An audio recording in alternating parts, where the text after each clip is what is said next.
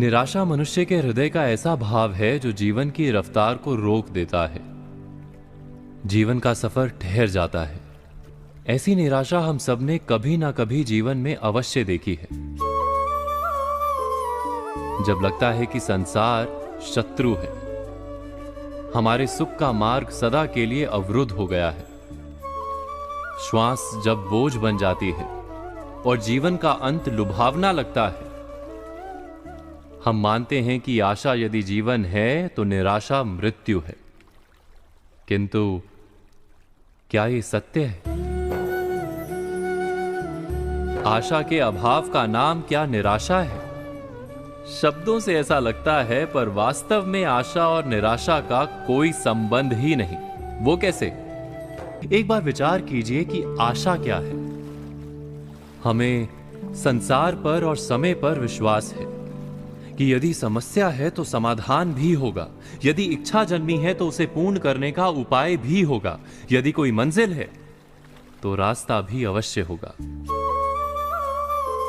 और हमारा अनुभव भी तो यही कहता है कि देर सबेर हमारी इच्छा अवश्य पूर्ण होती है। शर्त है कि उस इच्छा को पूर्ण करने के लिए जो मूल्य चुकाना पड़ता है वो चुकाने को हम तैयार हों। जैसे कहीं पहुंचने के लिए घर का आंगन छोड़ना पड़ता है।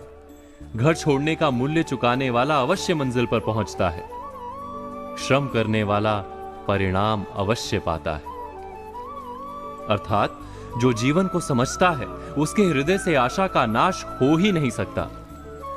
यदि यह सत्य है तो फिर हमें निराशा क्यों घेर लेती है? निराशा वास्तव में क्या है? हमने अपने आप से प्रश्न किया है कि निराशा वास्तव में क्या है? क्या निराशा का कारण संसार में है या स्वयं अपने भीतर?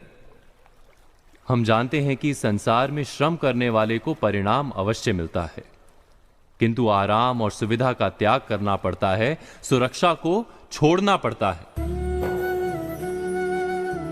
किंतु हम अपनी सुरक्षा और सुविधा का त्याग करने को तैयार नहीं होते, सज नहीं होते। हम कार्य का सुखदायी परिणाम तो चाहते हैं, परंतु अपने श्रम की मर्यादा बांध लेते हैं। इच्छा पूर्ण करना चाहते हैं, परंतु पूरा मूल्य चुकाने को हम तैयार नहीं होते। हिमालय की चोटी पर पहुंचना है, पर घर का आंगन नहीं छोड़ना है। वहां से निराशा का जन्म होता है। अर्थात आशा के ना होने को निराशा नहीं कहते। निराशा वास्तव में हमारे आलसीपन का नाम है। जो श्रम और त्याग कर पाता है उसे निराशा कभी पीड़ा नहीं देती। क्या ये सत्य नहीं?